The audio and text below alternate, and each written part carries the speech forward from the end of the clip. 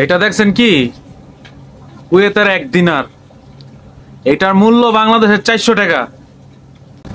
তাইবেন নাকি আপনি? আপনি বইসা রয়েছেন কে? তাড়াতাড়ি কুয়েত চলে আসেন। যারা নতুন আসার লাইগা এই যে মনে করেন যে বিশাল হইতাছে, অনেক ফ্যামিলির আছে, কোনো আত্মীয় স্বজন থাকে না কুয়েত। আত্মীয় স্বজন যাগো না থাকে, তারা তো ভিসার সন্ধান শুনলই হাফ করে লই এলায়। যাচাই ভালো করে করো না। ওই যে শোনায়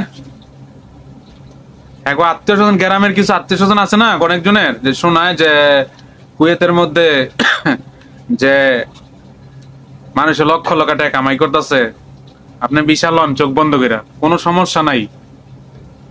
ভাইরে, আপনি যে একটা লোকের জীবন নষ্ট করতেছেন, আপনি কি এই কথা চিন্তা করছেন একবার?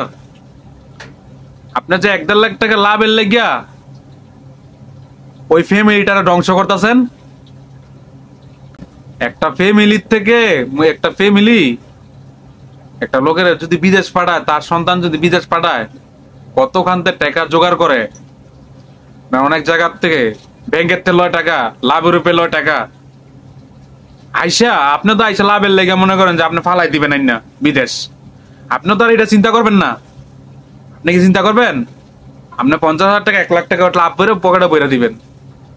আপনি আসেন কুয়েত, কিন্তু আনতাছে বেশি টাকা তার লইেন না ভিসা ভাই, ঠিক আছে?